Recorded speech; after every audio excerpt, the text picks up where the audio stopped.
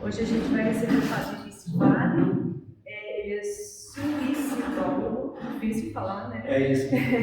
Educador e palestrante, ele é CEO do Instituto Influir, certo?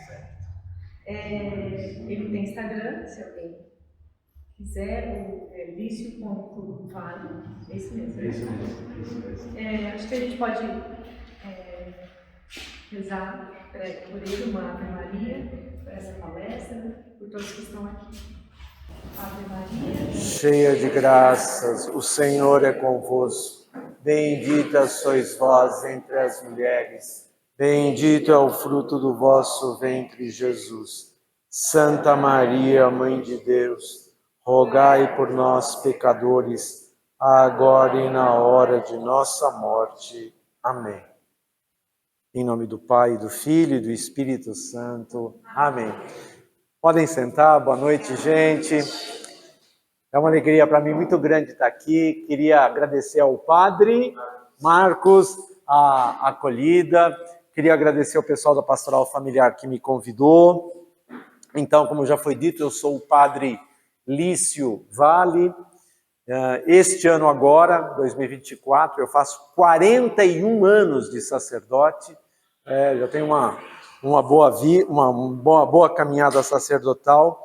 E há cerca de 10 anos, eu fiz...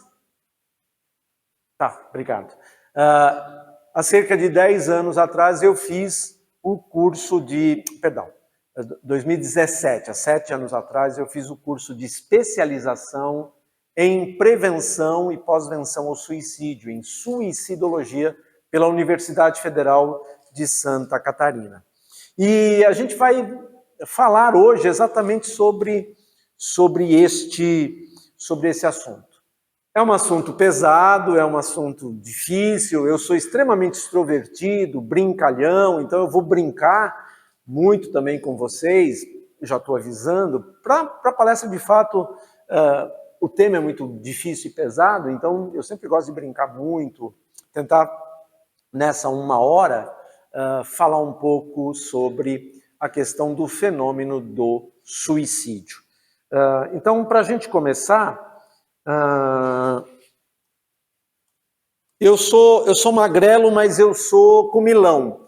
Eu comi a palavra I da etimologia. Etimologia tem um I aí, viu, gente? Então, eu quero começar pela etimologia da palavra suicídio. A palavra suicídio é a junção de 2 palavras do latim. Sui, si mesmo, cedere, que é o verbo matar no latim. Este autor, o Thomas Brown, em 1642, ele escreveu este livro chamado A Religião dos Médicos. E nesse livro, o Brown vai dar a definição básica do que seja suicídio. Para o Brown, suicídio é o ato de matar a si mesmo. A Organização Mundial de Saúde tem uma outra definição. A Organização Mundial de Saúde define o suicídio como um ato deliberado, tomado pelo indivíduo de forma consciente, cuja intenção seja a própria morte, usando para isso um meio que a pessoa acredita que vai matá-la. Vamos dar uma olhadinha nos números, só para a gente ter noção do que nós estamos falando. Eu atualizo. A minha fonte aqui era o relatório de 2014. Em 2014, 800 mil pessoas se matavam no mundo por ano. Pós-pandemia, houve um aumento de 20%. Então, hoje, perto de 1 milhão de pessoas se matam no mundo por ano. Em 2014, 40 pessoas se matavam por dia no Brasil. Hoje, 52 pessoas, em média, se matam por dia no Brasil. E, para mim, o dado mais assustador, o suicídio era, em 2014, a 3ª causa de morte entre adolescentes e jovens no Brasil. Hoje é a 2ª causa de morte. Só perde para a violência urbana. E uma das perguntas que a gente normalmente faz é: o que leva uma criança, um adolescente, no início da vida, a pensar em se matar? Primeiro, a gente tem que entender que o suicídio ele é um fenômeno complexo e multifatorial. Ele é provocado por diversos fatores que se associam. Nunca é, normalmente, por uma única causa. E a Organização Mundial de Saúde tem detectado diagnósticos de transtornos mentais em faixas etárias cada vez menores. Casos de depressão, de ansiedade.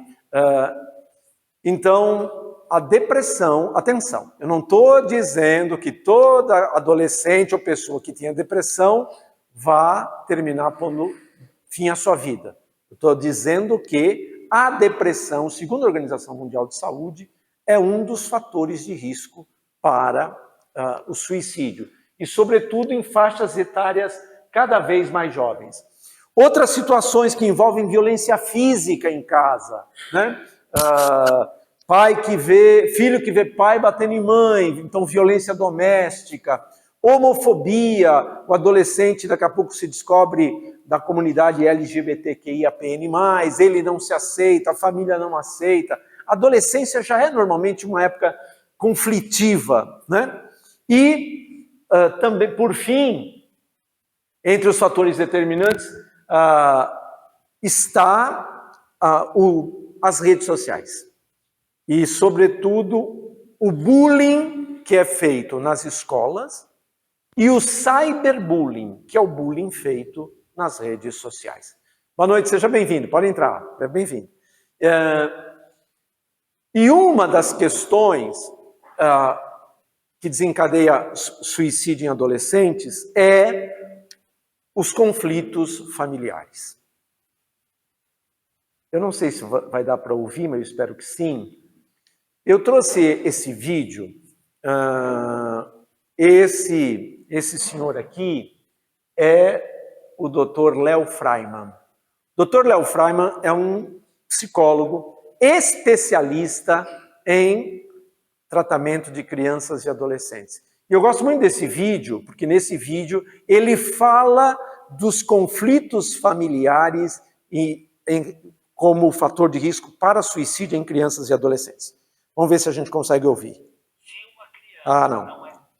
Não vai dar. Pensei que tinha som aqui. Não tem. Não dá. Bom, paciência. Eu falo brevemente. Vocês podem anotar aí. Esse cara é um cara que vale a pena seguir. Vale a pena seguir no YouTube. Ele tem vários vídeos muito legais. Dr. Léo Freiman, com M no final. Como se pronuncia? Dr. Léo Freiman. Ele tem vários vídeos no YouTube, ele é psicólogo e ele vai dizer nesse vídeo que uma das questões que envolve os conflitos familiares é que as famílias de hoje perderam a capacidade de ensinarem os filhos a se frustrarem, a ouvirem não. E ele diz aqui nesse vídeo, que se chama, depois quem quiser ver o vídeo inteiro, chama-se Síndrome do Imperador. Síndrome do Imperador. Dr. Léo Freiman no YouTube. Ele vai dizer que, por não saber, os pais muitas vezes não dizem não para o filho. E ele vai dizer, isso é narcisismo dos pais. Não quero ser um mau pai. Não quero que o meu filho fique chateado comigo. Então, o Dr. Léo diz uma coisa muito interessante. Que as famílias perderam a capacidade de ensinarem os filhos a se frustrarem, a ouvirem não. E depois, quando elas se desenvolvem, quando elas crescem, viram crianças e adolescentes, no primeiro grande não da vida, né? Porque a vida diz muitos não para nós, né? A criança e o adolescente pensa em suicídio porque não está educado nem treinado para a frustração. Agora volto para mim, eu gosto muito de dar um exemplo. Às vezes o pai e a mãe, né, a criança assim, a criança come, me dá um sorvete perto da hora do almoço. Aí o pai e a mãe falam, não, aí a criança começa... Aí o pai e a mãe não aguentam, deixa chorar, passa. Aí o pai e a mãe não aguentam, aí pega para a criança e dá o celular. Aí brinco eu, a criança... Pronto, não frustrou. Né? Então, vem acontecendo um aumento significativo. No Brasil, a faixa etária onde mais cresce o suicídio é entre crianças e adolescentes. Para vocês tomarem ideia do que é, tem crianças de 8 anos, crianças de 7 anos tentando suicídio. Aqui em São Paulo, não estou falando na China, não. Né? Então, a questão, de fato, ela é muito séria. E segundo a Organização Mundial de Saúde, um suicida impacta, em média, 5 a 6 pessoas próximas dele. Eu trouxe para a nossa conversa esse slide, que é do Dr. Edwin Shneidman, que é o pai da suicidologia, esta nova ciência da qual eu sou pós-graduado e especialista.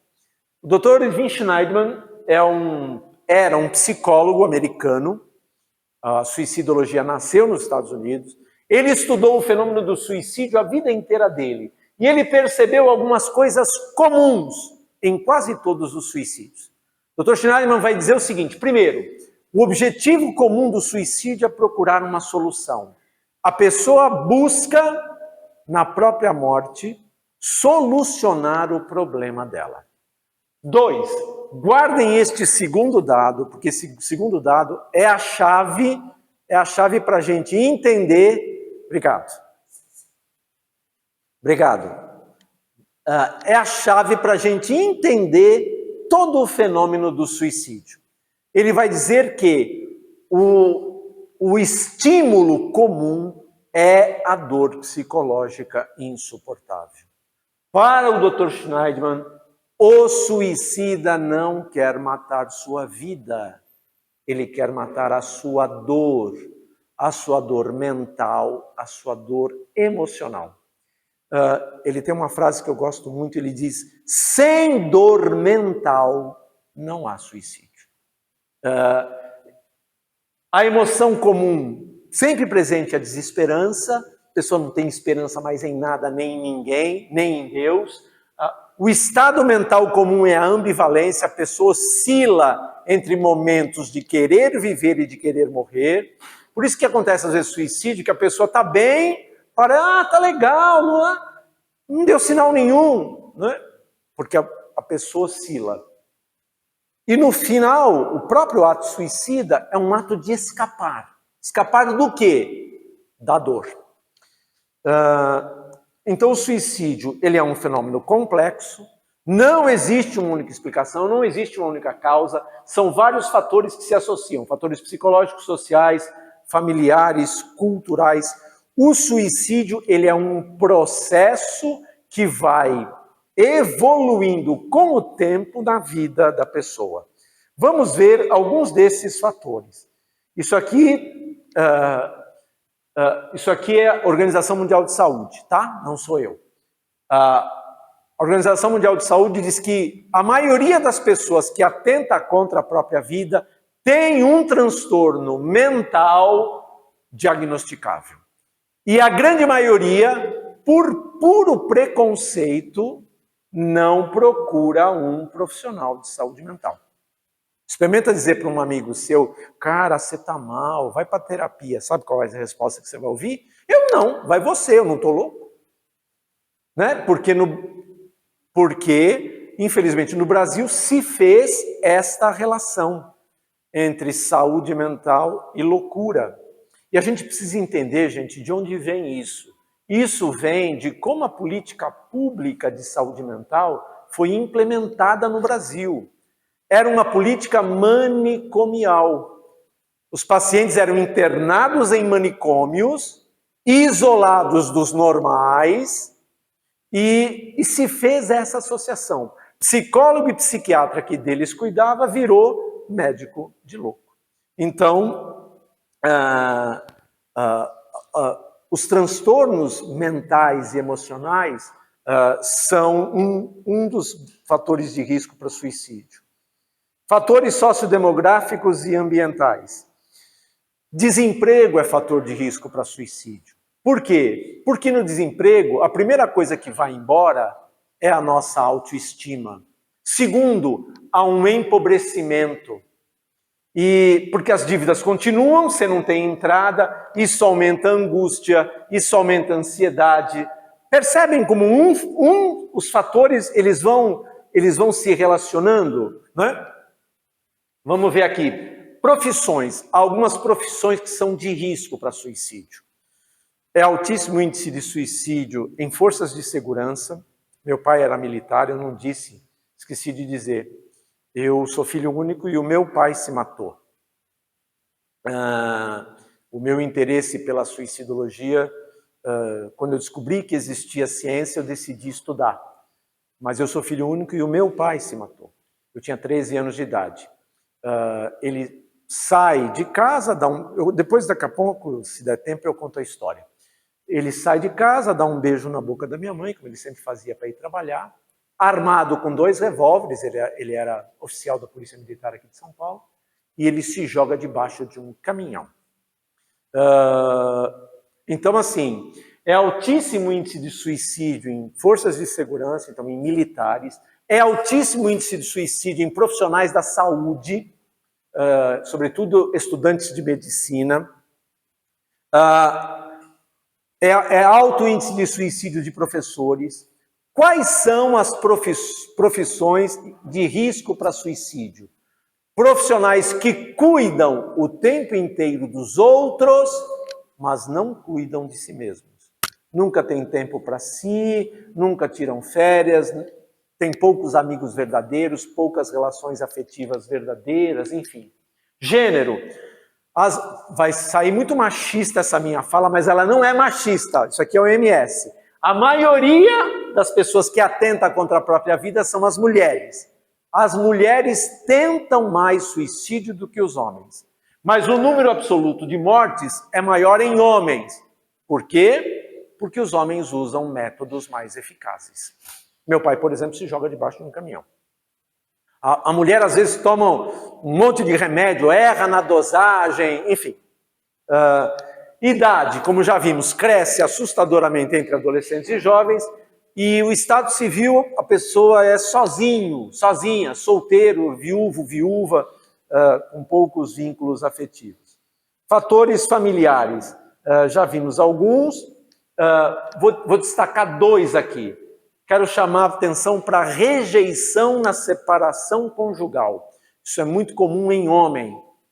O cara não aceita a separação conjugal, ele se sente rejeitado, aí ele vai lá, mata a companheira ou ex-companheira e depois ele se mata porque ele se sente rejeitado na... Olha...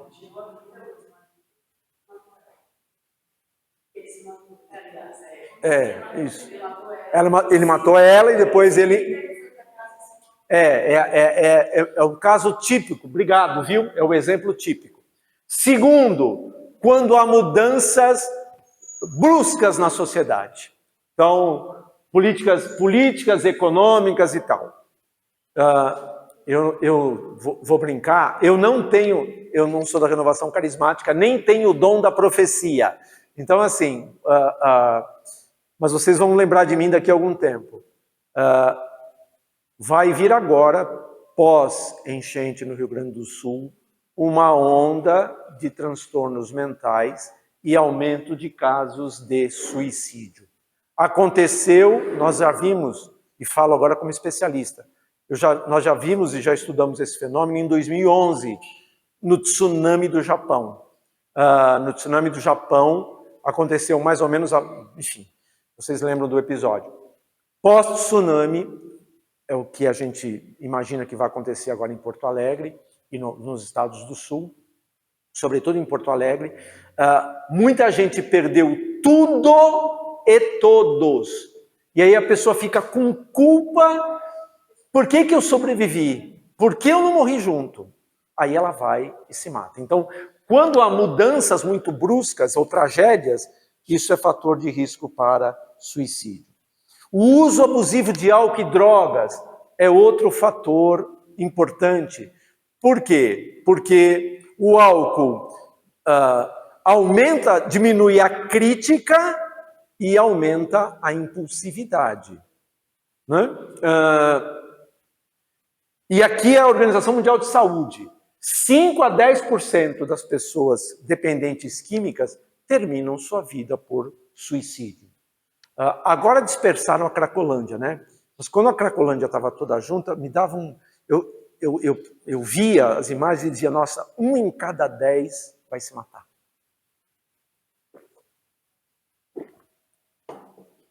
Aqui, eu quero parar um pouquinho para contar para vocês a história do suicídio.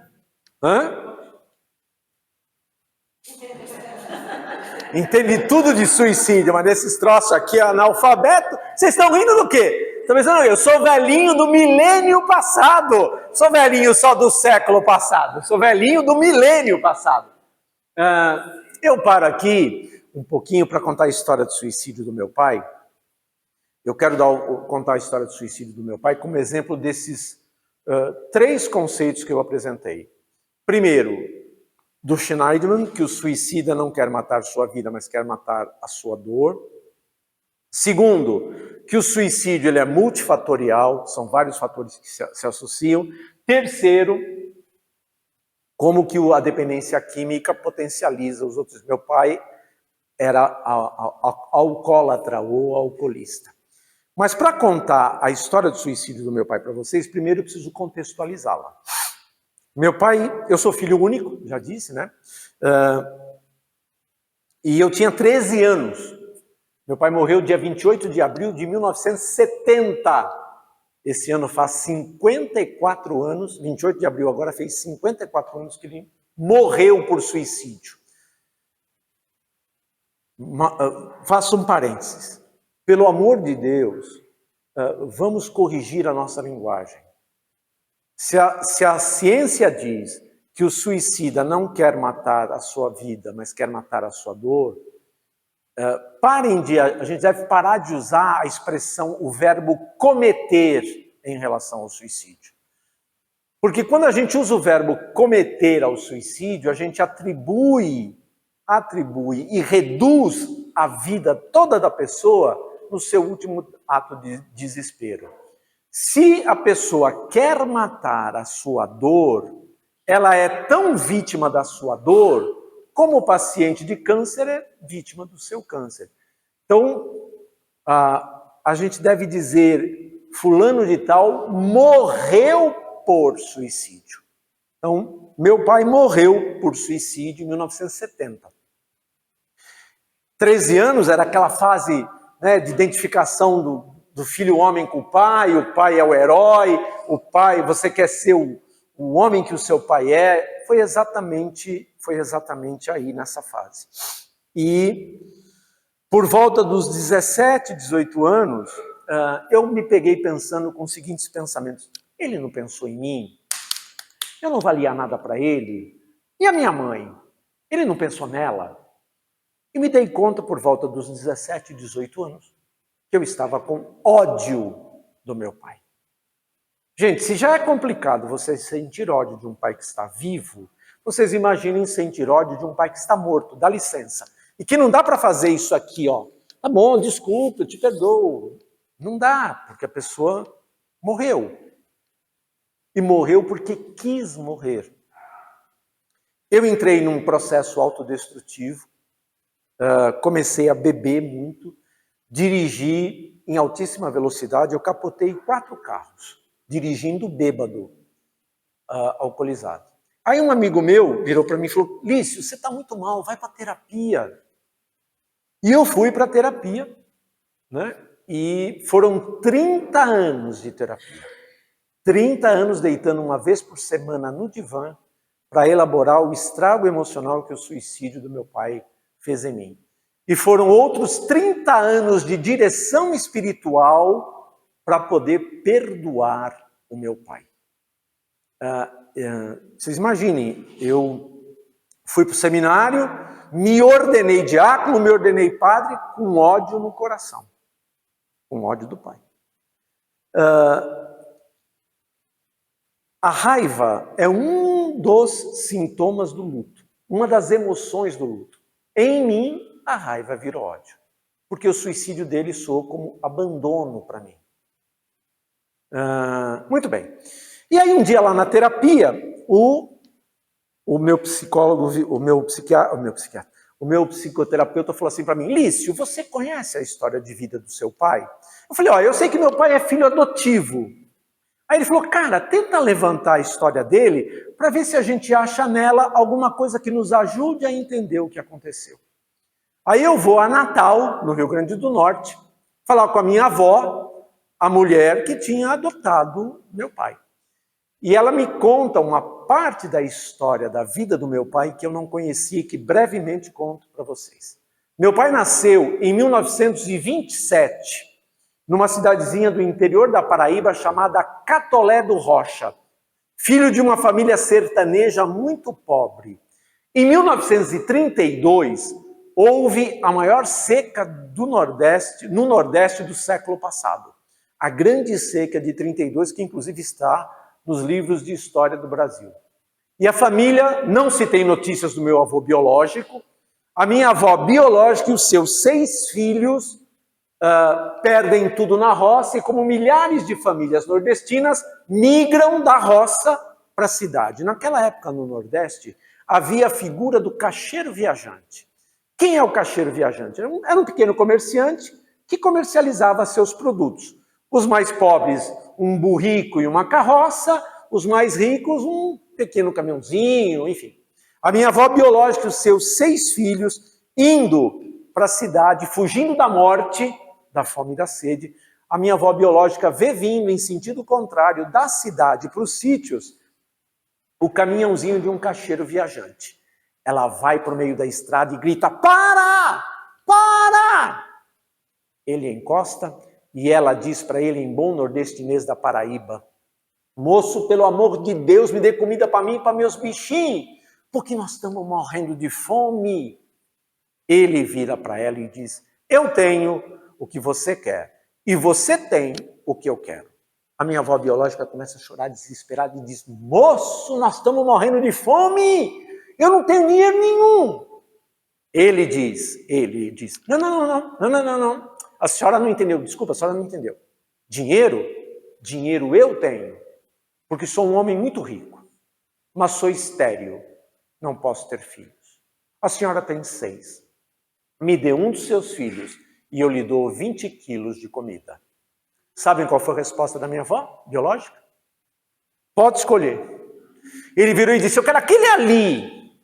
Aí ela disse: ele? Lhe dou não. É o mais velho, me ajuda a cuidar dos irmãos. Aí ela pega o caçula, que estava grudado na saia dela, e diz: leva este, é o caçula. Esse menino era meu pai. Ele tinha 6 anos de idade, plenamente consciente de tudo o que estava acontecendo.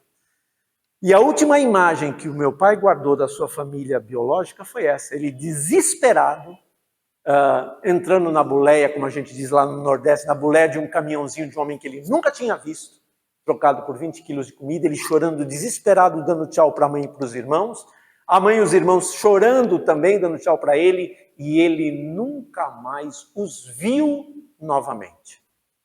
Esse caixeiro viajante virou aquele caminhãozinho, saiu de Catolé do Rocha, na Paraíba, foi para Natal, no Rio Grande do Norte, onde ele morava, um homem muito rico, subornou o dono do cartório, conseguiu registrar meu pai como seu filho legítimo, deu tudo para o meu pai.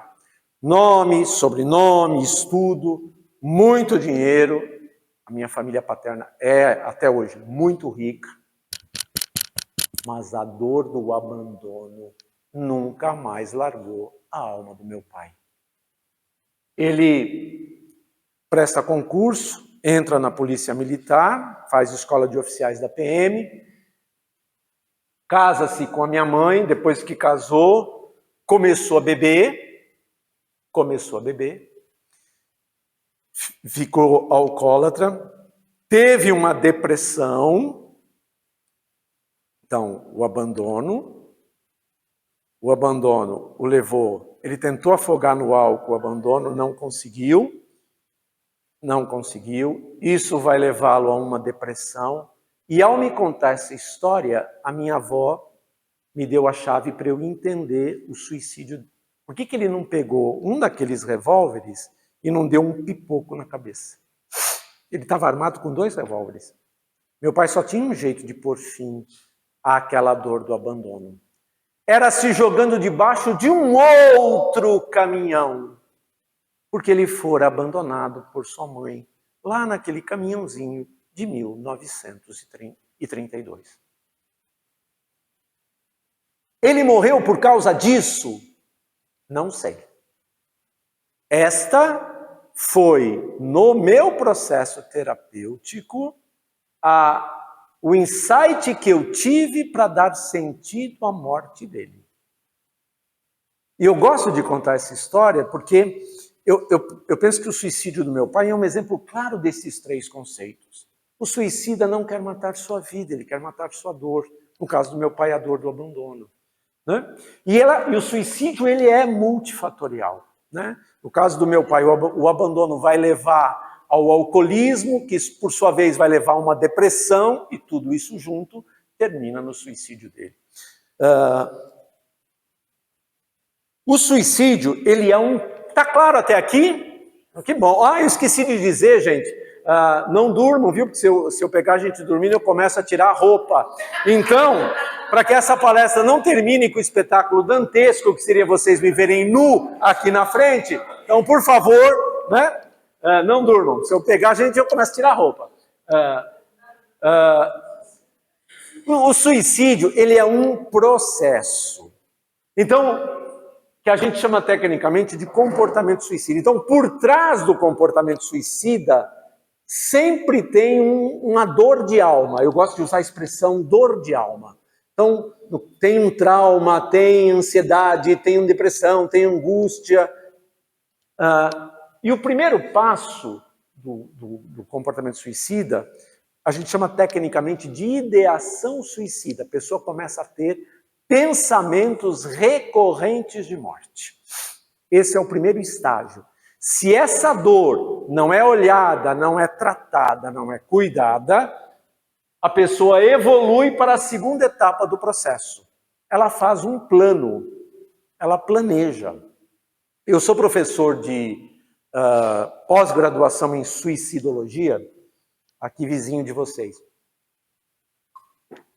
na Universidade Municipal de São Caetano do Sul. E a minha matéria é um palavrão. Princípio de suicidabilidade em Schneidman. Que palavrão que é esse? A minha matéria é o suicídio que acontece numa mesma família em gerações diferentes. Essa é a matéria que eu dou aula no curso de pós-graduação. E eu tinha um aluno, ele não se matou. Eu tinha um aluno, quando estava na pós, hoje ele já é mestre, está iniciando os créditos para o doutorado em suicidologia. Quando ele estava na pós comigo, um líder nato, assim, chama Felipe. Um líder nato, brincalhão, extrovertido. Na minha matéria ele tirava 10, 9, 10, 9. Foi o primeiro sintoma, o primeiro sinal que eu percebi. Aí ele começou a cair para 6, 6,5, 7. Eu falei, opa, aqui tem coisa. E aí comecei a ficar de olho nele. Ele muito extrovertido, brincalhão, líder nato. Aí um dia, meio na aula, percebi ele mais triste, falei, Felipe, vem cá. O que está rolando, cara? Ele começou a falar algumas coisas e eu pergunto para ele, Felipe, você está pensando em se matar? Ele vira para mim e diz, prof, eu vou me matar dia 25 de dezembro, enforcado, no banheiro da minha casa, porque é o dia que os meus pais fazem 25 anos de casados, eu tenho ódio da minha família. Eu pergunto pensando que ele está aqui, ele já estava aqui. Então, se a dor não é olhada, não é tratada, a pessoa, a grande maioria planeja. Se a dor não é olhada, não é tratada, não é cuidada, a pessoa evolui para a terceira etapa do processo, que é a chamada tentativa de suicídio. O que é a tentativa de suicídio? Nada mais é que a pessoa tenta executar o plano que ela traçou. Se ela obtém êxito, o suicídio está consumado. Então dá para entender. Então, o suicídio é um processo que vai evoluindo com o tempo na vida da pessoa. Por trás do comportamento suicida, a gente precisa sempre ter claro isso, gente, há um grito de dor.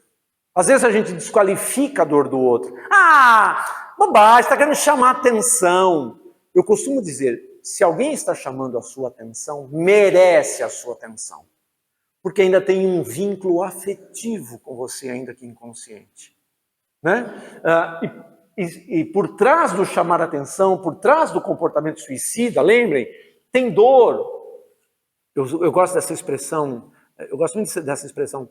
A alma dói, a alma está doída, e sempre tem um pedido de socorro. Claro até aqui?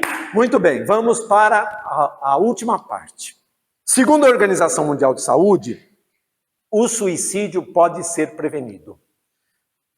Esse livro, eu trouxe ele, vou fazer um parênteses, fazer um merchanzinho. Esse livro é o meu trabalho de conclusão do curso de especialização em suicidologia. E eu tive a alegria, o prefácio deste livro foi feito por este cara aqui, ó, que é outro que vale a pena seguir no YouTube. Dr. Neuri, com Y, Neuri José Botega. Quem é Dr. Neuri José Botega? Ele é um dos maiores suicidologistas do Brasil. Neuri, com Y, José Botega. Ele é o chefe, é o catedrático da cadeira de psiquiatria da Unicamp. Então eu tive a graça de ser orientado por ele. O prefácio do livro é dele. Então aqui, agora daqui para frente é Dr. Botega, não é mais Padre Lício. Ah, o livro custa R$40, depois trouxe maquininha, aceita Pix, cartão clonado, cheque sem fundo, um monte de nota de 50 falsa, fazemos qualquer negócio. Vendemos até a mãe, já morreu e eu entrego. Então, enfim. Eu falei para vocês que eu ia brincar. Segundo o Dr. Botega, 3 atitudes são necessárias para a gente prevenir um suicídio. Gravem o acrônimo ROC. R-O-C. Primeiro, aprender a avaliar riscos. A pessoa em comportamento suicida, ela dá sinais. Nós vamos ver quais. 2, segunda atitude, ouvir. Ouvir com atenção, com respeito. Terceiro, conduzir, motivar a pessoa a buscar um profissional ou serviço de saúde mental. Psicólogo, psiquiatra ou CAPS, enfim. Quais são, avaliar riscos, quais são os sinais? Aqui estão todas as minhas fontes. Primeiro são frases diretas. Então, frases como, eu quero morrer, ó do Felipe aqui, ó do meu aluno aqui, prof, eu vou me matar. Então, frases diretas, eu quero morrer, eu vou me matar, a morte vai resolver essa situação. Então a pessoa está dizendo diretamente para você que ela está com dor de alma e aqui ela já está ao menos em ideação. E há frases indiretas. Por exemplo, meu pai dizia para os meus tios, eu estou pensando em fazer uma grande besteira. Mas o meu pai era pinguço, cachaceiro, gostava de pinga, boca encheu de água agora. Filho de peixe, peixinho é. Mas meu pai dizia para os meus tios, eu estou pensando em fazer uma grande besteira. Uma frase indireta. Então, frases indiretas como, eu estou pensando em fazer uma grande besteira, eu não aguento mais isso. É muito comum em casais idosos, por exemplo, onde um viveu 50, 60 anos juntos, um morre, o que fica diz, eu não quero viver mais, eu não sei viver sem ele, eu não sei viver sem ela, né? Então, são frases indiretas em que a pessoa está dando sinais que a alma está doendo, né? E que ela pode estar em risco de suicídio. Segundo sinal, mudanças comportamentais, mudanças de comportamento. Então a pessoa é que nem eu, assim, que nem o Padre Lício, né? Velhinho, mais legal, agitado, brincalhão. Daqui a pouco a pessoa deprime. Ou a pessoa muito zen, né? Muito zen, assim, daqui a pouco ela fica extremamente agressiva. Então mudanças de padrões de humor, mudanças de padrões de sono, mudanças de padrões de alimentação e comportamentos, mudanças comportamentais indiretas. Aqui estão alguns exemplos. Do nada, a pessoa começa a se desfazer de coisas que eram importantes para ela. Ela começa a se desfazer. Do nada, ela fecha a conta corrente. Do nada, ela compra armas ou começa a estocar comprimidos. Quer dizer, são comportamentos indiretos. Então o Dr. Bottega fala, ficar atento, avaliar os riscos, ficar atento às falas e às mudanças comportamentais. Se eu perguntar sobre suicídio, eu induzo ao suicídio? Não. Quando eu pergunto o suicídio, se você perguntar com amor, com carinho, com afeto, perguntar vai te ajudar a identificar em que grau de risco a pessoa está. Só para concluir o raciocínio. Por exemplo, o exemplo do Felipe, do meu aluno. Eu pergunto pensando que ele está em ideação. Ele já estava na fase de planejamento, já tinha planejado. Fala. No slide anterior, na maioria das frases, eu enxergo uma pessoa adulta. Ou desses tópicos. Sim. O senhor falou que hoje o adolescente, o jovem, é o segundo... A segunda causa de morte, o suicídio. A segunda causa de morte. Como que a gente pode enxergar isso nessa faixa? Tá, na faixa, você tem toda a razão. Aqui, de fato, é para adultos. Para crianças e adolescentes, a atitude a ser observada é o silêncio e o fechamento. Se eles se fecham, normalmente a criança fica com o humor deprimido, né? E ela não fala, ela não quer interagir. Ela entra num quadro clássico depressivo. Então, o sinal é a mudança comportamental. Ia para a escola de boa, por exemplo, vou pegar os dois meninos aqui de exemplo. Oi? Notas baixas, enfim, irritabilidade, a criança fica muito irrequieta, já te dou a palavra.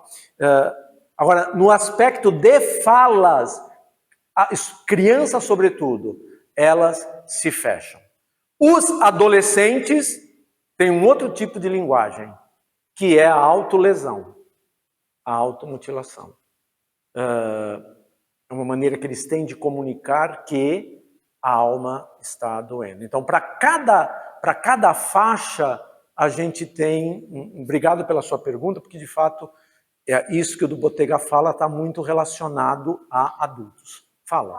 Eu sou pedagoga, trabalhei... E só agora que a senhora me fala isso. A senhora faz favor de vir aqui terminar a palestra, que a senhora sabe desse assunto mais que eu. Mas eu acabei de chegar. Fala. Sobre suicídio, eu nunca tinha vasculhado, sabe? Fala. E assim, trabalhando na área da educação, a gente vê como é difícil para os pais aceitarem nós, professores, falarmos sobre alguma deficiência que a criança tem, ou mesmo sobre suicídio. Eu, graças a Deus, nunca tive aluno assim. Que eu trabalho na área da educação infantil. Só que assim, geralmente é na escola que eles vão refletir aquilo que eles vivem em casa. E como é difícil para os pais enxergarem isso, né, pai? Sim. Porque assim, pena que não deu para ver o vídeo do Léo, mas depois vocês procurem lá no YouTube, Síndrome do imperador Léo Freiman. Síndrome do imperador, Dr. Léo Freiman.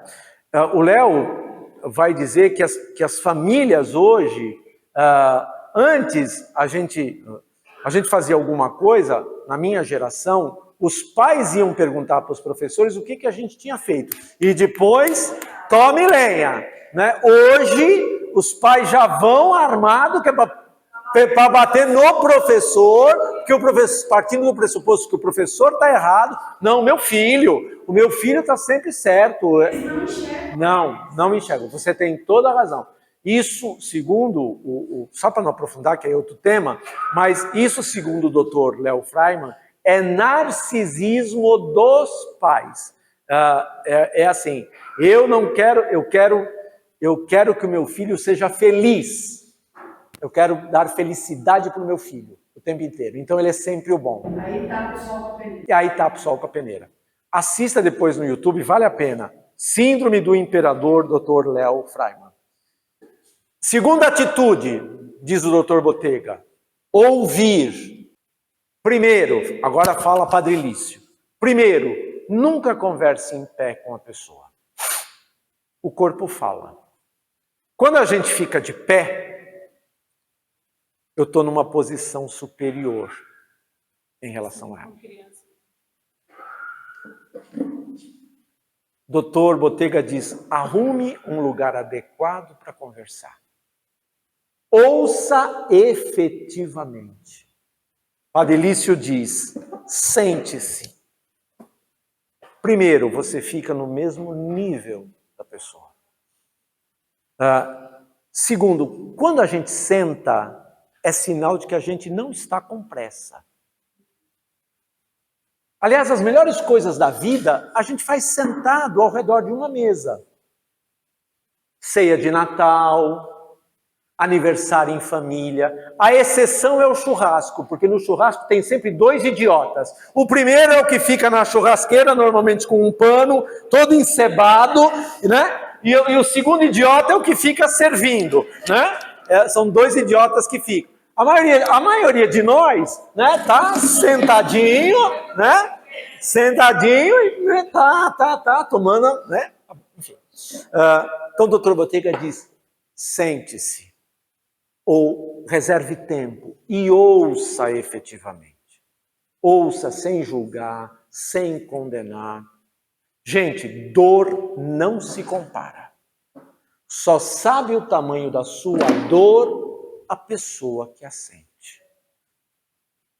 E a gente tem essa péssima mania de julgar a dor do outro.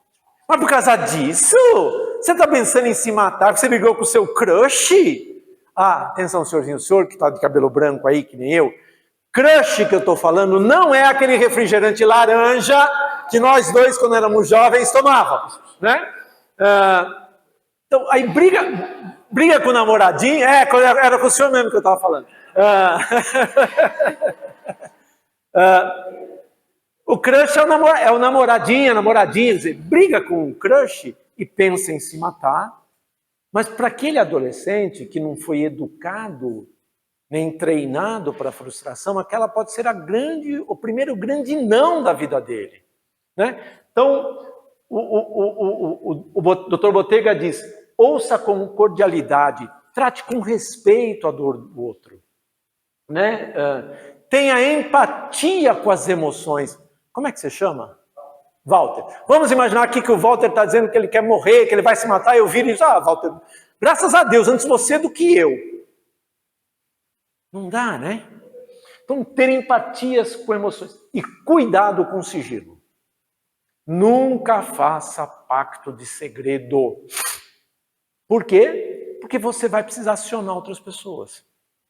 Ou a família, se é adolescente ou jovem, ou um amigo, ou o padre, Então, nunca faça pacto de segredo. Terceira atitude, conduzir, motivar a pessoa a buscar um profissional de saúde mental. Para cuidar, lembra quando eu estava falando do processo? Para olhar e cuidar da dor de alma. Meu pai não teve tempo, infelizmente. 1970 ele morre por suicídio. Os remédios psiquiátricos no Brasil, os primeiros antidepressivos, vão surgir no Brasil 5 anos depois da morte dele. Em 1975, a primeira classe de antidepressivos chamados tricíclicos. Né? Meu pai não teve tempo. Porque a minha avó biológica parece uma mulher muito cruel, não parece? Cara, você trocar seu filho por 20 quilos de comida? Não tem nada de crueldade aí. Meu pai não teve tempo de elaborar. Era uma situação de vida e morte. Ele era o filho caçula, provavelmente o primeiro a morrer de fome. Dar o mais frágil para aquele homem rico foi a estratégia que aquela mãe, naquela situação desesperadora, encontrou para tentar salvar a vida dele. Só para concluir, pegar 20 quilos de comida, alimentar a ela e aos demais irmãos do meu pai, que tinham não sei quantos dias de caminhada até a cidade, foi a estratégia que aquela mãe, naquela situação desesperadora, encontrou para tentar salvar a vida dela e de todos os seus filhos. Agora, meu pai ficou com a dor do abandono. Eu estou pensando aqui algo, tá? Às vezes eu tenho isso, tá? Pode ser professor. É que assim, às vezes também ela pode ter pensado que o menor iria sofrer menos que os maiorzinhos. Também, pode ser. Enfim, eu normalmente indico que se encaminhe, por exemplo, para o psicólogo, psicóloga primeiro. Porque na terapia, o profissional, psicólogo, psicóloga, vai dizer se é necessário ou não um outro profissional. Se vai precisar de medicação psiquiátrica, se não vai, enfim. Né? Então o Dr. Botega diz, olha, avalie os riscos, ouça, chama a pessoa para conversar, percebeu, chama para conversar. Por exemplo, voltando lá para os adolescentes. Às vezes, muitos adolescentes se fecham no quarto, né? Ficam dias, né? Eu costumo dizer, resistência se quebra com afeto. É com afeto que a gente quebra a resistência. Resistência você não quebra com força, você quebra com afeto. Então eu sempre oriento os pais, e oriento vocês também. O filho saiu do quarto, um toque e uma palavra afetiva. Saiu lá do quarto, fazer isso, eu te amo. Vai embora. Encontrou com o filho de novo, nossa, como você é importante para mim. Vai embora. Um toque físico e uma palavra afetiva. Desculpa a expressão, você que está nos vendo, desculpa a expressão. Pelo menos para parar de encher o saco, uma hora o adolescente vai perguntar para você, por que é que você está fazendo isso? Aí é hora de sentar e conversar. Porque eu estou vendo que você está sofrendo. O que eu posso te ajudar? O que está rolando? Né? Então, um toque e um afeto. E motivar, por exemplo, tem o CAPS, né? Os Centros de Apoio Psicossocial, que é a política pública, né? Então, encaminhar para um serviço de saúde mental. Eu normalmente indico procurar o psicólogo, para o psicólogo ou a psicóloga fazer um encaminhamento. Para terminar, resumindo, o que fazer? Então, perceber os sinais, ouvir, mostrar empatia, ficar calmo. Já pensaram? Claro que lá na universidade, todos os meus alunos, já te dou a palavra, lá na universidade, todos os meus alunos sabem que eu sou padre. Já pensou se o Felipe, falando para mim, eu vou me matar 25 de dezembro, eu viro para ele e diz, credo, isso é coisa do demônio. Pronto, cortou. Não falava mais um má da dor dele. Né? Então, aqui é tudo Botega. Então, Botega diz, ouça, não despeje na pessoa julgamento da dor dela, comparação, nem discurso religioso. Ouça e seja acolhedor. Já te dou a palavra. Já pararam para pensar na palavra acolhedor? Quem é acolhedor? é aquele que acolhe dor. Para mim, a imagem mais bonita do evangelho, da parábola do samaritano, é essa. Ele foi capaz de ser acolhedor. Ele pôde acolher, botar no carro dele, que seria hoje, né, não no burro, mas botar no carro dele, bancar as despesas do tratamento. Lembra da parábola do samaritano, né? Vocês estão olhando assim com a cara me assustada, vocês estão lembrando da parábola, né? Isso aqui é a igreja católica, vocês estão lembrando? Ah, tá bom. Não, porque eu sou meio velhinho, pode ser que eu tenha entrado na sala errada. Seja acolhedor. Quem é acolhedor? Aquele que acolhe a dor do outro, sem julgar, sem condenar.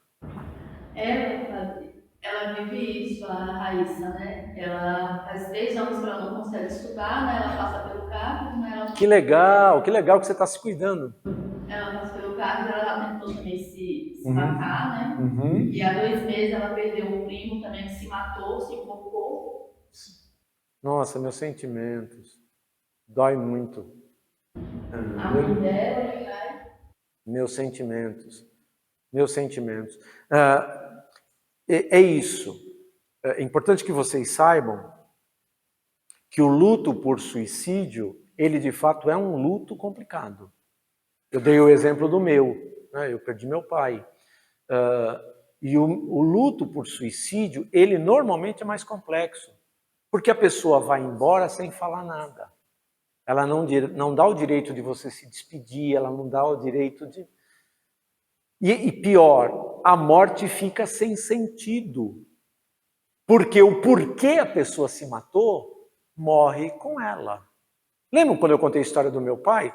Eu não sei se ele se matou, se jogou debaixo daquele caminhão por conta do caminhãozinho de 1932. Essa é uma elaboração minha, na minha terapia, para dar sentido à morte dele. Mas ele morreu de fato por isso? Não sei. Esse é um problema que a gente leva para sempre, né? A gente nunca vai saber o porquê, né? Então, se o luto complicar, busquem ajuda, busquem terapia, busquem lidar, para vocês também elaborarem e retomarem a vida de vocês. Então, voltamos para cá. Estamos acabando. Dr. Botega diz, ser afetuoso e dar apoio. Leve a situação a sério, nunca desqualifique, verifique o grau de risco, não tenha medo de perguntar se a pessoa está pensando, se ela já planejou, se ela já tentou. Se ela já tentou, ela é potencialmente alguém que está mais em risco do que quem está em ideação, tá claro? O senhor vai dar perguntas no final? Vou. Remova os meios pelos quais a pessoa vai se matar. Por exemplo, tenho uma paroquiana minha, o filho dela, adolescente, tentou se matar cortando os pulsos.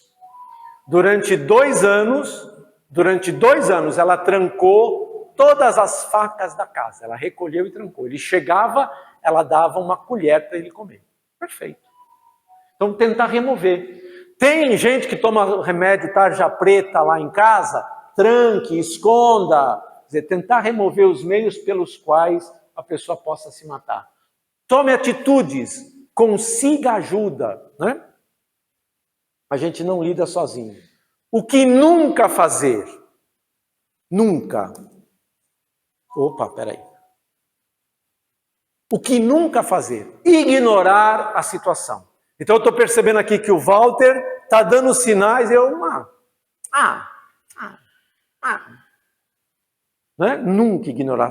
Nunca evitar ficar chocado, envergonhado ou em pânico. Volto para o caso do Felipe, para o meu aluno. Ele me disse, já pensou se eu faço? Pronto, cortou, não fala mais um A. A pessoa não fala mais um A, porque sem querer, se a gente fica muito espantado, a gente sem querer, inconscientemente, já julgou a dor do outro, né? Nunca tente se livrar do problema acionando um outro serviço e você ficar livre. Walter está pensando em se matar, filhinho? Ó, é culpado ir lá, viu? Eu não tenho nada a ver com isso. Ora, se o Walter veio falar comigo, é porque ele tem volta, eu insisto nisso, gente, isso é importantíssimo em prevenção ao suicídio. Se a pessoa vem falar com você, ela espera de você, ela tem um vínculo afetivo com você. Você pode fazer esse processo e depois encaminhar para terapia, papapá, encaminhar, faz, Walter, seria legal, faz direção espiritual, né, com o padre e tal, né? Então nunca falar que tudo vai ficar bem sem que você haja para que isso aconteça. Eu tenho 67 anos de idade, há 41 eu sou padre, faço agora em dezembro, me ordenei padre com 26 anos, há 41 eu sou padre, eu nunca conheci ninguém que gostasse de pagar de trouxa. Eu nunca conheci ninguém que gostasse de ser enganado. Não sei se vocês conhecem, eu nunca conheci. Muito menos alguém fragilizado. Então não diga nunca, conta comigo, se você não agir para que isso aconteça. A pior coisa que você pode fazer com alguém fragilizado emocionalmente é enganá-lo. Ninguém gosta de ser enganado, muito menos uma pessoa fragilizada. Nunca, em hipótese nenhuma, faça isso aqui. Vamos imaginar que isso aqui... Como é que você chama? Guilherme. Vamos imaginar que isso aqui é uma faca. O Guilherme está ali, em surto, dizendo, eu vou me matar, a vida é... Aí, nunca isso aqui. É macho, né, Guilherme? É homem, não é homem? Tu não é homem? Não está falando aí que vai se matar? Vai, tua faca aí, vamos, mano, vai. Nunca. Nunca, em hipótese alguma, desafie a pessoa a seguir em frente. Aí sim você estará induzindo a pessoa à própria morte. E além de pecado, no Brasil, isto é crime. Então nunca, em hipótese nenhuma. E no final a gente já falamos, né? Nunca fazer o problema parecer trivial, nunca dar falsas garantias. 2 minutos, eu prometo em 2 minutos, aqui estão as minhas redes, né? Aqui está o Instagram, eu sou Comilão, Lício.vale. 2 minutinhos antes de abrir para as perguntas. Quem se mata vai para o inferno? Não contavam com a minha astúcia! Hein? Pesquisa no Ibope. Vamos lá. Quem acha que quem se mata vai para o inferno, levanta a mão, por favor. Ninguém. Quem acha que quem se mata não vai para o inferno, levanta a mão, por favor. Todo mundo aqui é filiado do PSDB, todo mundo é tucano? Não, ninguém levantou a mão para nada? Eu acho que no último segundo é só... Espera, calma. Vou pedir 2 minutos. A nossa doutrina católica, ela não mudou sobre isso, mas ela evoluiu. Em 1970, quando meu pai morre por suicídio, nós não tivemos direito de celebrar nem missa de mês, nem missa de ano, nem missa de corpo presente. Porque a doutrina católica estava em vigor o Código de Direito Canônico de 1917, que proibia ritos fúnebres para os suicidas. E a doutrina católica dizia que quem se matava ia direto para o inferno porque tinha pecado contra o 5º mandamento. O padre está aqui, vocês não vão fazer passar vergonha. Vocês sabem qual é o 5º mandamento, não sabe? O 5º mandamento é... Parabéns, padre. Olha, a sua catequese e a sua paróquia, show de bola. A nossa doutrina evoluiu. A nossa doutrina, a nossa igreja dialoga com a ciência. Lembram daquele dado que eu dei no início do Dr. Schneidman, que o suicida não quer matar sua vida, mas quer matar a sua dor? Lembram? Pois é. A psicologia diz isso, a suicidologia diz e a psiquiatria diz. Ora, se o suicida não quer matar sua vida, mas quer matar a sua dor, em tese, ele não tem a intenção de pecar contra o 5º mandamento. Porque para que haja pecado, há que haver intenção. Sem intenção, não há pecado. Vamos imaginar, vou dar um exemplo. Estou vendo o relógio do padre ali. um Rolex, entendeu? De 80 mil reais, e eu tô com esse meu aqui, Cássio, e aí eu viro para ele, padre, que legal, cara, quanto tempo, que legal, vamos tirar os relógios, vamos a gente ficar tempo papiando, papapá, e eu pego o relógio dele, ponho no bolso e vou embora. Houve roubo? Houve roubo? Houve. A mesma situação. Eu vou lá, padre, que legal, vamos tirar os relógios, papapá, como é que você tá, papapá, manda um abraço pro padre Wagner, ele é meu amigo lá da Canção Nova, papapá. E eu pego o relógio do padre, por engano, e coloco no meu bolso e levo. Houve roubo? Não. Por quê? Porque não havia intenção. Para que haja pecado, tem que haver intenção. Quem é que sabe a intenção? Se a pessoa quis matar sua vida ou quis matar a sua dor? Só Deus. Só Ele sabe. Anotem aí. Catecismo da Igreja Católica. A doutrina católica não mudou. Ninguém pode se matar. Ninguém pode tirar sua vida. O Catecismo da Igreja Católica fala sobre o fenômeno do suicídio, dos números 2280 ao 2283. Catecismo da Igreja Católica, números 2280 ao 2283. O 2280 vai dizer que é um mal moral, ninguém deve, porque a vida é dom de Deus, ninguém deve tirá-la, tal. Mas termina com o 2283, que diz textualmente o seguinte, abre aspas, não devemos perder a esperança de salvação das pessoas que se mataram. Ponto. O que significa isso? Que nós não podemos perder a esperança de salvação de quem se matou. Prossegue o 2283. Deus pode, por caminhos que só Ele conhece, dar-lhes ocasião de um arrependimento salutar. E termina a última frase do número 2283. A igreja ora pelas almas das pessoas que se mataram. Então essa hoje é a nossa doutrina, né? Porque só Deus sabe qual é a intenção. Para terminar, para abrir para vocês, vamos brincar um pouquinho, não? Tá frio? Vamos? Gente, com essa vontade que vocês estão de brincar, eu vou chegar às lágrimas.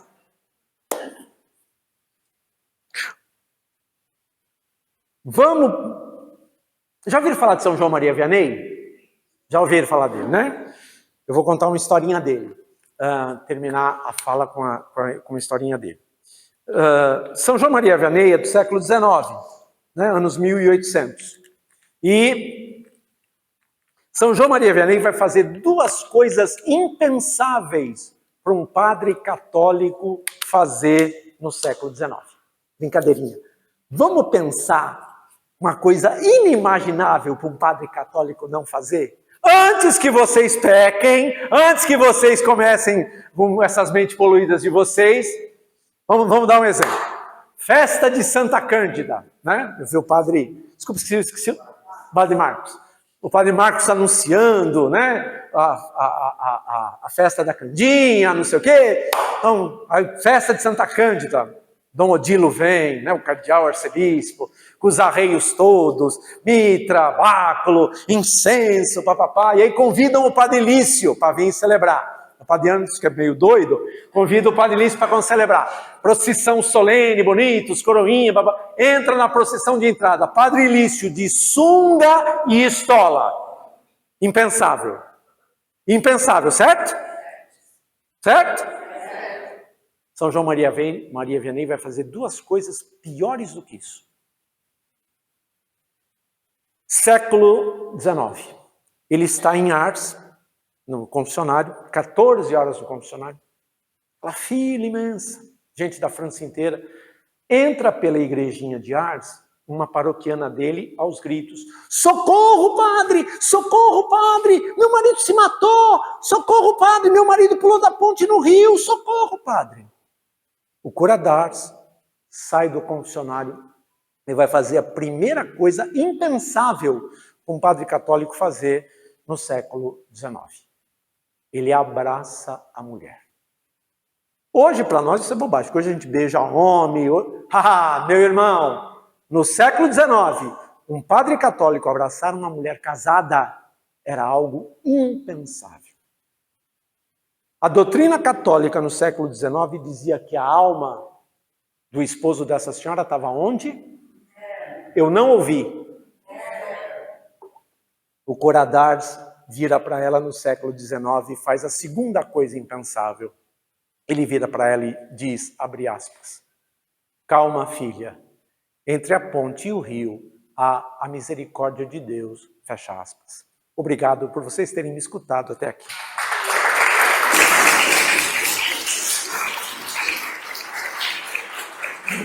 às 19h40, temos 20 minutos para bater papo.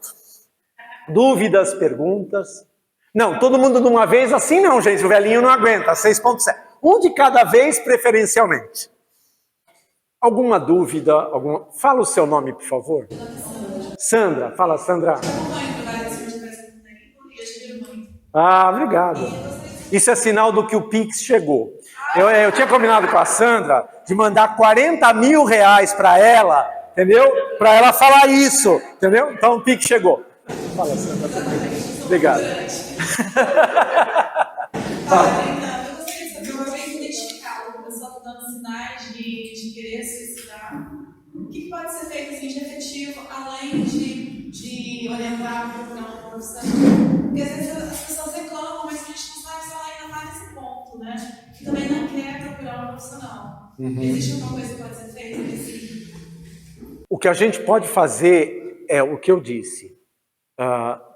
É com afeto, com carinho e com afeto, ir quebrando a resistência da pessoa. O problema da saúde mental, dos transtornos emocionais e mentais, é que assim, não adianta a pessoa ir para a terapia porque o padre Marcos quer, porque a mãe quer, porque a esposa quer, porque é um processo em que a pessoa, ela tem que tomar consciência que ela está com dor e que ela precisa olhar para a dor dela. Quando a pessoa é resistente, ela não quer, não. Eu tenho um paroquiano meu que é assim. Ele é um dos meus cerimoniários lá na paróquia. Ele tem 40 anos e ele é bipolar. E ele não vai na televisão, não, terapia para mim não funciona, psiquiatra não funciona. Aí ele oscila. E eu já faz uns 3 anos que se cuida, isso não é verdade, né? Ou seja, o que fazer concretamente? Dar afeto e apoio no sentido de ir quebrando com carinho e com afeto a resistência da pessoa. Agora você tem razão. Suicídio pode ser prevenido, mas ele não é previsível. Esse processo depende da pessoa. Né? Então, assim, o máximo, por exemplo, tem gente que se mata sem que a gente...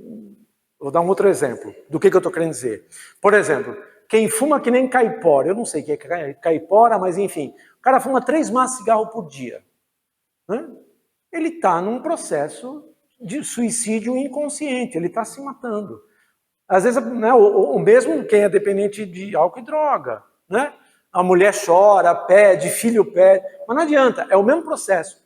A pessoa tem que querer buscar ajuda. E o concreto é dar afeto, estar próximo e motivar é o máximo que a gente pode fazer, porque em última instância, quem tem que cuidar da sua dor, a decisão de se cuidar é de cada um de nós. Tá? Nada. Fala o seu nome, por favor. Meu nome é Tânia. Isso.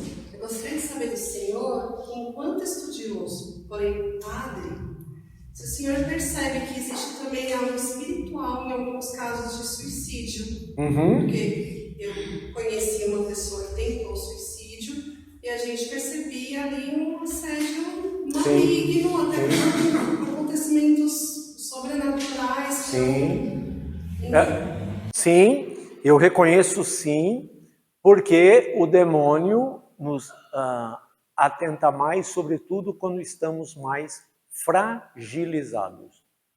Não é à toa que depois de 40 dias no deserto, com fome e sede, ele aparece para Jesus. Então, assim,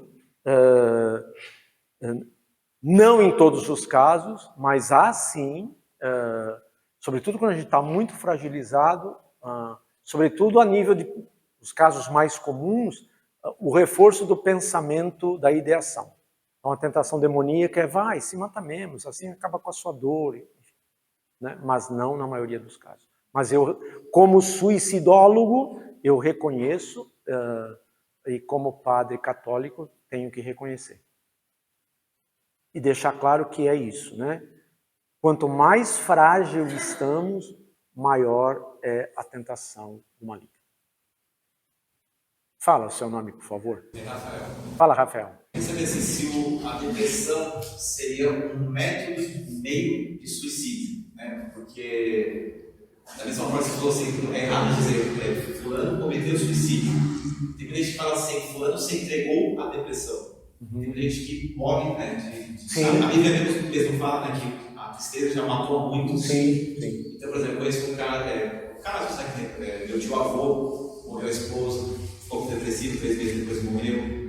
Tem um outro tio meu também que ele suportou muitas coisas ruins, inclusive a separação, a traição da esposa dele, mas a morte do filho dele ele não suportou, entrou numa depressão também, morreu um ano depois. Então, tem gente que fala assim, que a pessoa se entrega à depressão como se fosse um meio de suicídio. Essa é a correlação? Não. A depressão, ela é um transtorno mental e emocional. E ela, muitas vezes, tem um componente químico no cérebro. Não é à toa que, dependendo do grau da depressão, a pessoa precisa ir no psiquiatra, tomar medicação para equilibrar a química do cérebro, né? Então, ela é uma doença, ela é um transtorno, a depressão é uma doença que, se não cuidada, não tratada, pode levar à morte. Então, ela é uma doença. Não, assim, e por isso que ela é um fator de risco para suicídio. Porque antes da depressão propriamente matar, a pessoa sofre tanto que ela pode buscar no suicídio a solução para a sua dor. Mas, em síntese, a depressão é um transtorno mental, é uma doença que precisa ser tratada, diagnosticada e tratada. Seu nome, por favor? Milton. Fala, Milton. Assim, me chamou a atenção, né? Como o senhor citou bem, estamos bem da Igreja Católica, o senhor é um padre. Mas o senhor foi muito categórico quando o senhor falou assim, quando nós conseguimos se aproximar de alguém que está ideando o suicídio, né? O senhor falou, olha, nada de discurso religioso. Como entender essa sua... Nesse sentido de que, naquela linha que eu estava falando, a pessoa está falando, você dizer, não, isso é tentação do demônio. Você discurso religioso nesse sentido negativo, de você julgar a dor do outro e não ouvir, né, criticar, o discurso religioso como crítica, como julgamento. Isso é coisa do demônio. Porque quando você transfere para o demônio, por exemplo, você começa, se você se matar, você não vai para o inferno. Enfim, esse discurso religioso, por trás dele, tem uma crítica, tem um julgamento da dor do outro. Não fui eu que falei, é o Dr. Botega que fala. Que quando a pessoa vem falar, a gente ouvir o máximo possível e ser o mais possível acolhedor. Então é ouvir, não falar. Né? Depois que encaminhar a pessoa, né? E aí eu digo, também aproveitar, obrigado pela sua pergunta, eu oriento normalmente que não vá só para o psicólogo e para o psiquiatra, busque direção espiritual também. Para mim foi fundamental. para mim foi fundamental. Para mim não foi só terapia, porque eu tinha ódio do meu pai. Na terapia eu elaborei, mas como perdoar o pai? E se vocês me permitem, eu durante mais de quase 10 anos do meu sacerdócio, eu celebrava todo dia a missa em pecado mortal. Porque eu celebrava a missa com ódio do meu pai. Então, só para concluir, foi na direção espiritual, num processo de quase 30 anos também, que eu consegui depois perdoar o meu pai. De poder perdoar mesmo, não desejar mais o mal para ele. Então, por isso que eu digo, agora falo como suicidólogo e falo também como padre católico, né? A terapia e a medicação é um caminho muito legal, mas também a direção espiritual é importantíssima, porque nós somos corpo, mente e espírito. Se uma destas três partes está comprometida, o todo fica comprometido.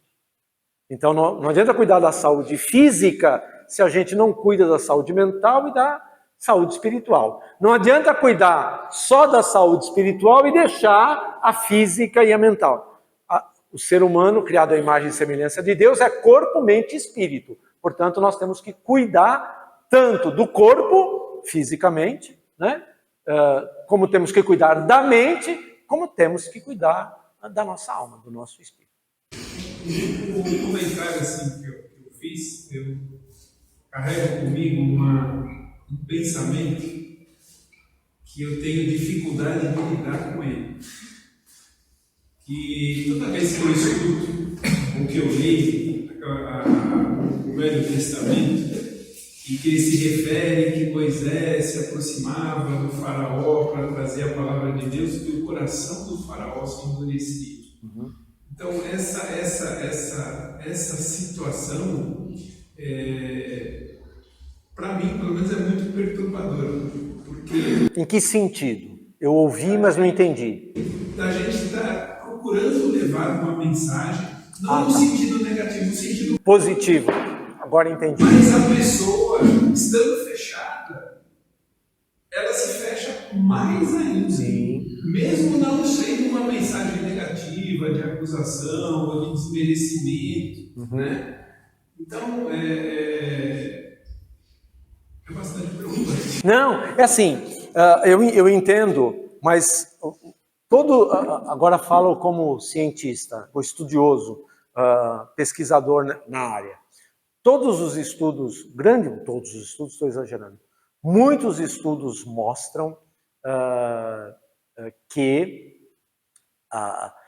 quanto mais a pessoa se fecha em si mesmo, por outro lado, ela tem um grande desejo de ser ajudada. É por isso que eu disse que, isso falo na minha experiência pessoal, um toque, dá licença, um toque e uma palavra de afeto, você sinaliza para o outro que você está percebendo o sofrimento dele e que você está disponível para ouvi-lo quando ele quiser. É a mesma coisa lá, né? Depende muito do processo da pessoa. Então, na minha experiência, inclusive já citei o caso do Felipe, enfim, mesmo como padre, já atendi, a gente atende muito em confissão, gente que vem, né, que aliás às vezes não tem nem matéria de confissão, não tem nem pecado, às vezes é muito mais, a pessoa vem para um desabafo, a gente acaba fazendo mais terapia às vezes do que, não sei se o Padre Marcos tem essa mesma experiência, né, mas assim, na minha experiência, esse tipo de resistência, né, do faraó, para citar o exemplo bíblico, né, a gente quebra com afeto. Sinalizar para a pessoa que ela não está sozinha. Gente, desculpa, fala. Lembrou? Última pergunta, ó. É a última, são 7:55. Eu sou britânico. falaram 18h30 às 20 horas. 20 horas. Vamos lá. Mas é porque assim, é assunto que me interessa, Fábio. Eu acho que assim, às vezes a gente coloca pra fora e de repente alguém. Claro. Eu conheço muito isso, no lado espiritual também. Quando o senhor falou sobre a terapia, a direção espiritual, né? Eu me separei em 2018. Em 2019 eu conheci o Padre Anderson, ele fala que eu fui o primeiro BO que ele pegou aqui em São Paulo. Então assim, eu tive aquele momento de negação. Sim, todo o processo do luto, negação, raiva. Sim, e eu era um casal, nós éramos um casal de exemplo dentro da igreja. Ok. Tá? Então assim, foi uma decepção, primeiramente minha, dos meus pais e de muitos paroquianos. Muitos padres, muitos. Assim, de casais que eram nossos padrinhos de casamento, que eram também referência na igreja. Então foi assim, um choque. E eu nunca imaginei que eu ia ter depressão, e eu tive. E a primeira pessoa que detectou a minha depressão foi o Padre Anderson. Ele fala que, e eu até me emociono de falar, padre, porque assim, eu vejo a importância do padre nessas horas, não é só na alegria, porque é fácil a gente estar aqui feliz, todo mundo, mas assim, no momento que eu mais precisei, e foi assim, eu não cheguei rezado de orientador espiritual, eu não tinha essa consciência, mas o Padre Anderson apareceu no momento que eu mais precisei, porque eu fiquei igual cego em tiroteio. Eu tenho 2 filhos, um de 5 na época e um de 6, eles tinham, e eu fiquei perdida. Eu fiquei afastada da igreja, não da igreja católica, da paróquia, porque era muita gente, cadê, e aquilo me cansava. E aí a psicóloga, o Padre Anderson me encaminhou para a psicóloga, e a psicóloga falou, você tem que ir onde você se sente bem. E a minha paróquia se tornou o Líbano, na época, o Padre Anderson estava lá. Só que eu sentia falta da paróquia. Sei, da comunidade. Eu sentia porque eu sempre participei, desde os meus 7 anos, né? Então, assim, para mim, Padre, é primordial a importância de vocês na vida nossa, dos leigos. Sim. Porque a direção espiritual, a terapia, o psiquiatra foi, assim, o ponto-chave para eu tratar a depressão que eu tive, que eu não sabia que eu tinha. Assim, de me trancar no quarto, da minha amiga me chamar, chamada de vídeo, o Padre Anderson muitas vezes também me procurou, e eu fugia, e ele sabia que eu não estava bem, porque ele me conheceu de um jeito, e eu estava de outro. Então, assim, muitas amigas minhas me ligavam chamada de vídeo, eu estava no quarto, fechada, com calor de 40 graus lá fora. E elas falavam, você não está bem, e eu não enxergava, Padre, para mim eu estava normal. Assim, por isso que eu falo, a pessoa doente, ela é a última a saber. É um negócio muito louco. Eu não imaginei ter depressão. Na terapia, eu fui descobrir que a minha avó materna teve, só que naquela época ela era falada, ela jogou meu tio pela janela, bebê. Aí você vai vasculhar a família inteira. Sim. E assim, a terapia, como é importante. Porque às vezes a gente se preocupa só com a espiritual, principalmente dentro da igreja. Sim. Gente, mas é um tripé, né? Sim. É aquilo que o senhor falou, é o corpo, a mente e o espírito. Sim. Aliás, brigadíssimo pelo seu testemunho, porque você só corrobora, legal, é bacana você partilhar, porque você corrobora aquilo que eu disse, que eu também vivi, né? Para mim, este tripé foi fundamental. E eu estava falando para o Padre Marcos, eu falo muito para clero, sou muito chamado para falar para padres, que a minha área de estudo na suicidologia, claro, é o estudo do suicídio no clero, né? Dou o dado para vocês. De janeiro de 2017, de 16 até janeiro deste ano, 36 padres católicos se mataram no Brasil. Então, esse é o tema da minha pesquisa. Eu faço a estatística e analiso os dados. Então, nós também precisamos de direção espiritual, não são só vocês leigos, não. E onde eu vou, nas dioceses que eu vou, eu digo que o primeiro grande pecado que os bispos cometem é esse. Ele é padre, fica bispo, a primeira coisa que ele larga é a direção espiritual. Isso é obrigatório? Hã? Não é obrigatório, é necessário. É necessário. Eu digo o seguinte, Você consegue viver sem água? Não. A água é necessária. Para nós, padres, a direção espiritual é necessária. É necessária. Mas, infelizmente, muitos de nós, e aí eu brinco muito, né? Quando fica bispo, então aí piora, aí larga de vez. Né? Porque é tanta coisa, mas largam, eu brinco, né? Os bispos, e digo, olha, mas vocês largam o que é necessário. Né? Porque a gente precisa alimentar o espírito. A gente precisa alimentar o espírito. Né? A gente precisa refletir sobre a ação de Deus. Aqui vai virar outra palestra já, mas eu vou terminar. Sobre a ação e o mistério de Deus na minha vida neste momento. Né? E como é que se realiza o mistério da salvação na minha vida neste momento. Né? Na medida, só para concluir, na medida em que eu relembro os meus pecados, as minhas fragilidades, revejo, me perdoo, busco a graça e busco o céu, né? Busco a eternidade. Então, agora estou falando puramente de espiritualidade. Né? Então, isso não tem nenhum profissional que faça, né? Não tem nenhum profissional no mercado que faça, a não ser um outro colega padre. Né? Então, porque você falou, estou falando que nós somos importantes para vocês leigos, mas nós somos importantes para nós mesmos. Então, a direção espiritual, infeliz do padre, triste do padre, eu fui formado na teologia da libertação. Né? Então, meu sinal é esse aqui. O pessoal sempre brinca comigo, né? Usou anel de Tucum é TL, né?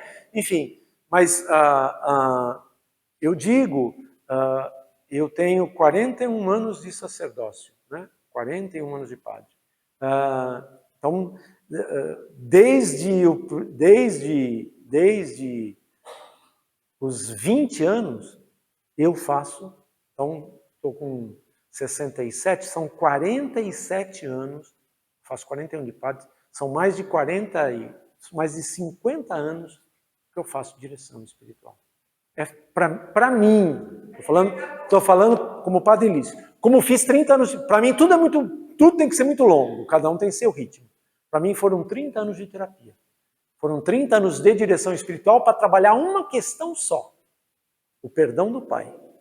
De lá para cá apareceram outras questões. Mas é fundamental. Gente, brigadinho. Fala. Eu estou querendo acabar, vocês não estão querendo deixar. Última pergunta. É só uma recomendação que eu citei para quem se interessar, para uma peça de teatro que se chama Todas as Coisas Maravilhosas do Mundo. Tá em peça lá no Tuca. Também trata desse tema. Que legal! Acho que até junho, agora eu assisti, é muito bom. Que legal, vou ver. Como é que chama? Todas as coisas maravilhosas do mundo. Tá. E eu queria até fazer uma outra pergunta, mas eu acho que é mais estender. É sobre suicídio e martírio. Tá. Uma pessoa que pode fazer. Que põe fim à própria vida, mas precisa se encontrar com Deus logo, vai. Matéria não toca de dente de mel, matéria de não ter mais dor, que já são Deus, né? Que já são malignos. Teria uma Tem uma diferença grande. A quem procurais? Jesus de Nazaré. Sou eu. A quem procurais? A Jesus de Nazaré. Eu já vos disse, sou eu.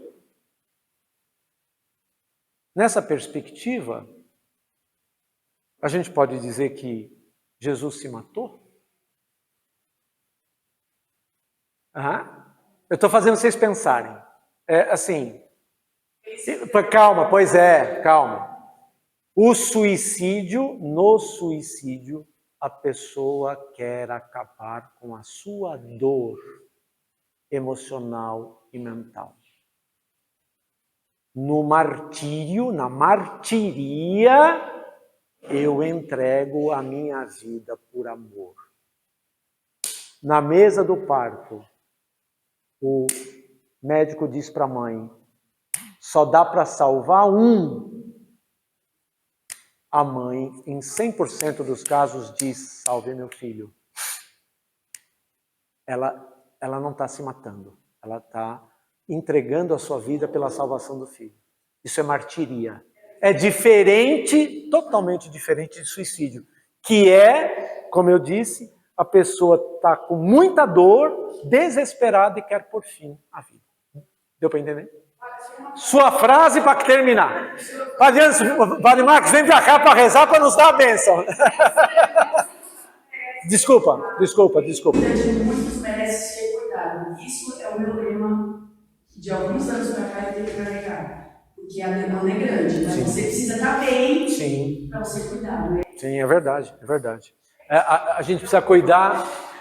A gente precisa cuidar de quem cuida. Cuidar de quem cuida. Gente, brigadíssimo. Depois, se alguém quiser adquirir o livro, depois quem quiser o livro, eu também levo autografo, né? Segunda-feira, quando vocês forem pegar o busão para ir trabalhar, viu, Guilherme? Pega o busão, leva meu livro, tá? Abre, põe no cobrador, mostra a minha assinatura do livro, mas você pega o bilhete único e passa a minha assinatura do livro. Fale, Marcos, dados assuntos. Não. Eu falei, dá para você abrir. Por favor, o senhor está aqui, o senhor é o vigário paroquial, por favor. Nós queríamos agradecer, obrigado, Padre. Muito bom mesmo. Deus abençoe o trabalho do Senhor, a missão do Senhor, que é grande e com certeza ajuda muitas pessoas. Muito obrigado mesmo.